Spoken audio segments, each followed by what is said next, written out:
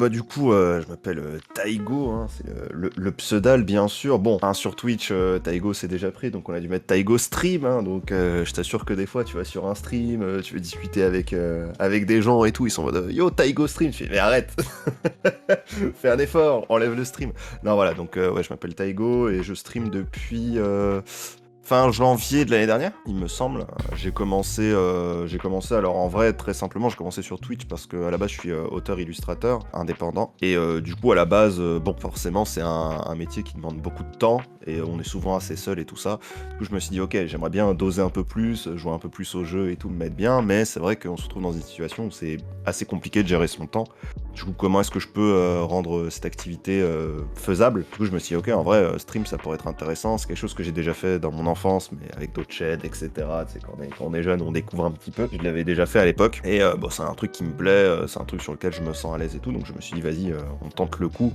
Et en fait, ouais, au tout début, j'ai lancé ça pour pouvoir me trouver en fait une bonne excuse, mais surtout un temps, c'est vraiment défini pour pouvoir jouer au jeu. Et aussi, bah voilà, rencontrer du monde, kiffer, passer un bon moment. Mais aussi pour parler un peu de mon travail de temps en temps. C'est quelque chose qui se fait un petit peu moins parce qu'en ce moment, voilà, il s'est passé pas mal de choses dernièrement à ce niveau-là. Mais sinon, ouais, c'est un petit peu l'objectif avec lequel j'ai commencé Twitch. J'ai streamé au tout début sur Monster Hunter parce que c'est en vrai le jeu qui m'a donné envie de doser tout le temps. Monster Hunter, une fois qu'on tombe dedans, on veut plus s'arrêter de jouer, c'est terrible. Donc ouais, c'était Monster Hunter. Et puis après, petit à petit, on s'est aussi amusé, on s'est fait plaisir. On a joué notamment à Fire Emblem pendant l'été, le dernier été. Et puis après voilà, hein, là dernièrement, c'est beaucoup Yu-Gi-Oh! Qui est la passion de ma vie. Même là, sur mon bureau, il y a des cartes partout, c'est un enfer. Donc là, depuis le début d'année, on est pas mal sur Master Duel. Et puis voilà, et donc tu parlais de chaîne YouTube. Donc sur la chaîne YouTube, j'ai fait quelques petites vidéos, pas beaucoup. Je fais notamment 2-3 petits tutos sur Monster Hunter pour essayer d'aider les gens parce que forcément, vu que je sais jouer au jeu, hein, j'ai loin d'être un niveau exceptionnel, mais voilà, je sais jouer au jeu, donc forcément, t'as des fois des gens qui te posent des questions. Donc je me dis, bah, plutôt qu'ils répondent tout le temps en stream, autant essayer de faire des vidéos pour les aider. Après, en dehors de ça, j'ai fait un speedrun aussi sur Monster Hunter. On fait un monstre, on est à 10 secondes du record du monde, c'est terrible. Et depuis, bah là, je fais des tutos sur Yu-Gi-Oh! Bah pareil, pour pouvoir aider les gens. Vu que je suis passionné par le jeu, que j'y joue depuis que j'ai 6-7 ans, ça permet de donner des conseils aux gens et de les aider à découvrir le jeu. Mais c'est vrai que dernièrement, vu qu'on fait pas mal d'activités depuis le début de l'année, on parlait de l'ARCEP au tout début, voilà, mais il y a eu ARCEP. Moi, entre temps, j'ai organisé une LAN diffusée en direct. Là, maintenant, il y a le Donation Goal à faire, donc c'est vrai qu'il y a eu pas mal de trucs qui font que j'ai pas forcément eu le temps de m'attarder trop sur la chaîne YouTube, mais c'est prévu. Et puis, pareil, même là plus tard, je prévois aussi de mettre en place une émission pour parler de manga, etc. Vu que c'est le métier que je fais. Et, bon, ça peut se voir derrière que j'ai un peu de matière pour parler. Donc voilà. En vrai, il y a pas mal de trucs à faire. Bah comme je t'ai dit, tu vois, Twitch c'était aussi un moyen. Enfin, en vrai, je connaissais pas vraiment Twitch quand j'ai commencé. C'est-à-dire que je consomme du Twitch, mais jamais sur Twitch, parce que je me dis toujours, ah mais c'est chiant d'être là à 17h pile et de devoir rester pendant X temps. Après, si tu l'as pas, tu rates le truc et tout ça. C'était ultra relou. Donc souvent les quelques personnes que je suivais et que je suis depuis maintenant une dizaine d'années pour certains, bah en fait c'est des gens ouais que je suivais en général sur les VOD, parce qu'en fait vu que moi je dessine, avoir 4-5 heures de la personne qui parle et moi j'interagis pas, juste je dessine, et avoir autre chose que de la musique parce qu'au bout d'un moment ça rend fou. C'est comme ça en fait que j'ai consommé Twitch du coup, parce que c'est quand même des gens qui streamaient soit sur Twitch, soit aussi des gens qui streamaient sur YouTube directement, mais j'avais les rediffs. C'est souvent comme ça que je le consommais, et du coup bah je connaissais pas beaucoup en fait l'univers de Twitch quand je commençais l'année dernière. Je me suis dit bon, on verra bien. Donc en fait c'est vrai qu'il y a eu découverte des codes, je pense pendant l'année 2021. Ça a été beaucoup la découverte des codes, comprendre comment ça fonctionne, mais pas d'un point de vue business, hein, mais juste d'un point de vue voilà, tu fais du contenu dessus, c'est quoi les emotes, comment ça fonctionne, etc. et tout. Donc je pense que l'année 2021 ça a été beaucoup de rodage, de se faire plaisir, découvrir des choses et se mettre bien. Et là en 2022, bah moi je suis quelqu'un en général très passionné, et du coup quand je kiffe vraiment un truc et quand j'ai tout le temps envie de me donner à fond, pas forcément pour en vivre ou quoi, mais juste parce que ça me fait kiffer, j'aime bien les choses bien faites, tu vois. Voilà, je sais pas, j'organise un événement, j'ai envie que l'événement il soit au top, alors que je fais que perdre de l'argent, tu vois, sur ce genre de délire, c'est pas du tout pour faire du profit, c'est juste pour kiffer. Et voilà, j'ai juste envie de donner de la bonne vibe et de se faire plaisir. Comme je t'ai dit, vu que sur Twitch là, cette année vraiment, ça se passe vraiment bien, on va continuer le rythme de croisière, faire les donation goals, mettre en place, voilà, il y a des petits trucs que je prépare, mais tu vois, j'aime pas trop dire que je fais le truc tant qu'il est pas vraiment forcément sécurisé à 100%. Mais dans les faits, voilà, comme j'ai parlé, j'aimerais bien mettre en place une émission pour parler de manga, pouvoir voilà, partager un peu plusieurs choses. Si possible, cette année, voilà, normalement, je prépare un projet d'édition aussi. Donc, si le projet il est envoyé, que tout se passe bien, pourquoi pas pouvoir aussi parler un petit peu de tout ça. Donc voilà, après, je sais pas trop tout ce que peut nous réserver 2022, parce que moi, tu m'aurais dit l'année dernière que je restreamerais sur Yu-Gi-Oh! Enfin, que je streamerais sur Yu-Gi-Oh! Je t'aurais pas cru, tu vois. Donc, des fois, il y a des choses comme ça qui se créent, tu t'y attends pas et ça change tout ton mindset. T'es pas prêt et en fait, tu te lances, quoi, tu vois. Tu te dis, allez, on y va. Donc, l'important, c'est juste de continuer à kiffer. Je pense que le jour où je kiffe pas, c'est qu'il y a vraiment un problème. Donc, il faut continuer à aimer ça parce que, voilà, on le fait pas pour vivre, on le fait pour passer un bon moment. Ça remplit un peu les fins de mois, tu vois, c'est cool. Mais c'est pas du tout l'objectif premier. Donc voilà, il faut réussir quand même à y trouver du plaisir, sinon ça sert plus à rien, quoi.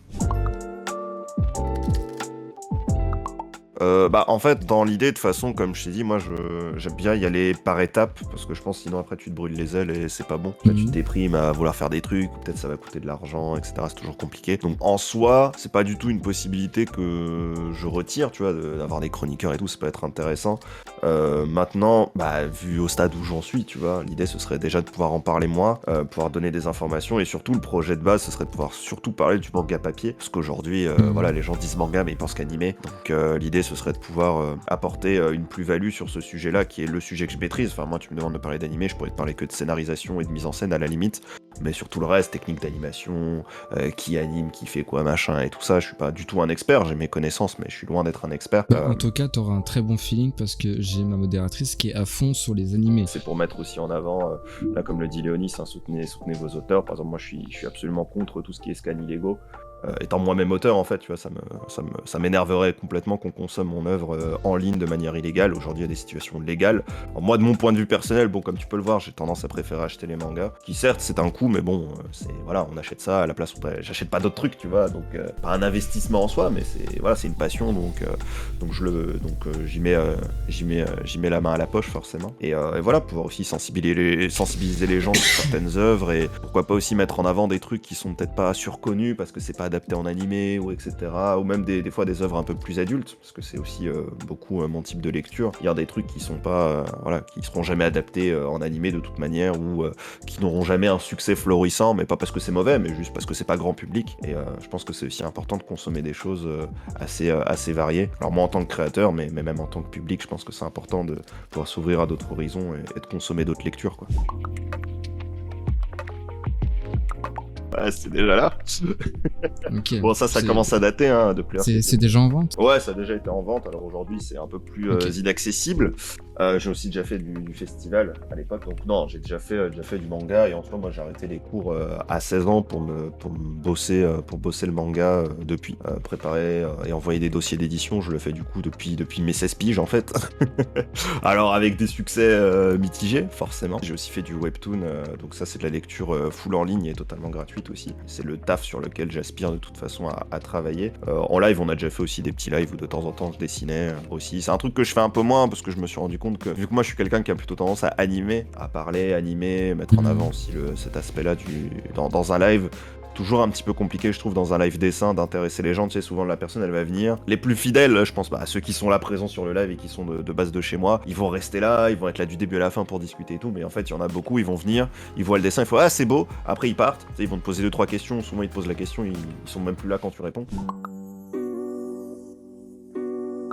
En gros, pour l'event, ça s'est bien passé. On a atteint la moitié enfin pas de ce que j'avais prévu, mais du maximum que j'avais prévu. Je me suis dit, bon, moi j'avais fixé mes donation goals à max 1000 euros. On a atteint un petit peu moins, on a fait 435 de mon côté. Donc voilà, c'est tranquille. Après, il y a beaucoup de gens qui n'ont pas pu venir, malheureusement, pendant cette période-là, parce que, voilà, en plus, enfin, tu le sais toi-même, hein, mais ça a été la période Pixel War, donc tu sais, Twitch était complètement. Enfin, tout le monde a oublié que l'événement de la RCEP a existé, tu vois, il y a eu Pixel War pendant le week-end, donc je trouve, et c'est même ce que j'ai dit dans le Discord des poussins, j'ai dit en vrai, en sachant qu'il y a eu Pixel War et tout, on n'a pas démérité sur 16 000 euros, c'est quand même super cool. Donc à ce niveau-là, c'est génial. Moi de mon côté, du coup, bah en vrai, on a fait pas mal de choses. Et en vrai, ça fait du bien parce que, bah, tu vois, depuis que, par exemple, je me suis mis à Yu-Gi-Oh, j'avais pas forcément restream d'autres trucs à côté. Donc, il y a toujours ce risque de dire, ah, est-ce que les gens vont être intéressés si je fais d'autres trucs, machin. En plus, j'avais jamais stream très longtemps. Moi, j'ai des soucis de santé, donc en général, j'évite de stream plus de 4 heures, tu vois. Et non, donc après, en termes de donation goal, en vrai, je suis assez content parce que j'avais prévu, tu sais, les gros projets. Par exemple, l'émission de manga faisait partie de ces donation goals assez élevés. Mais pour moi, ça voulait juste dire, genre, si on l'atteint, je le fais vite. Tu vois, j'essaie vraiment de le mettre en place vite. Alors que là, bah, on l'a pas atteint, je vais quand même le faire, mais tranquille, je prends mon temps et comme ça, je peux quand même vivre ma vie à côté, tu vois. Donc non, la majorité des donation goals, ça reste des trucs. En vrai, il y en a peu qui ont été faits en live, parce que justement, j'avais plutôt envie de vendre le truc plus tard, tu vois, pour motiver les gens et tout à se dire ouais, on va se faire des trucs spéciaux et tout. Le premier jour, j'ai eu coupure de courant et plus tard, j'ai eu ma cam qui a failli lâcher, donc sans aucune raison, j'étais en mode super, on vit notre meilleure vie. Mais sinon, en dehors de ça, c'était super cool. Et même le quiz que j'ai fait le dimanche, j'étais super content des appréciations des gens. J'ai l'impression que tout le monde s'est bien amusé pendant le quiz, qui était un quiz que j'ai appelé sous-culture, parce que les sous, bien sûr, et parce qu'on parle de pop culture dans ce quiz-là, c'était un quiz spécial animé, manga, jeux vidéo. Enfin non, pardon, manga, jeux vidéo, films et séries. Et du coup, c'était super cool, les gens ont l'air d'avoir bien apprécié. Il y avait un objectif de celui qui perdait devait donner pour l'ARCEP, c'est ça ? Ouais, en fait, tous ceux qui perdaient devaient faire une donation au gagnant. Okay. C'était l'idée, donc c'est Axel qui a gagné. Du coup, bon souvenir, et je pense juste qu'il est un peu chiant, c'est de se dire merde, on n'a pas eu le temps de faire tout ce qu'on avait peut-être envie de faire, on n'a pas eu le temps de communiquer, de jouer avec tout le monde, mais bon, on était sans streamer, donc c'est juste pas possible de base, tu vois. Mais oui. C'est sûr que j'aurais voulu passer encore un peu plus de temps avec les gens. Ouais, bien sûr. Après, l'important, c'est pas non plus de faire que ça ou de faire en sorte que tout se chevauche, parce que sinon, on s'en sort plus. Par exemple, je pense que le délire des donation goals, c'est cool, mais je pense que ce serait un petit peu hypocrite, entre guillemets, hein, mais ça reste que mon point de vue, de aller sur un autre stream caritatif alors que j'aurais même pas fini mes donation goals actuels, tu vois. Je pense qu'à un moment, faut aussi savoir faire, c'est ce que je te disais plus tôt, tu vois, j'aime bien faire les choses tranquillement, faire les choses dans leur temps, et voilà, j'ai un peu du mal à me dire, on va commencer un truc alors que j'ai pas fini le truc d'avant. Après, c'est un moment où tu vas commencer à c'est la chambre mal rangée, quoi, à la fin, tu vois, t'as plein d'affaires partout. Et on laisse comme ça parce que ça... C'est ça.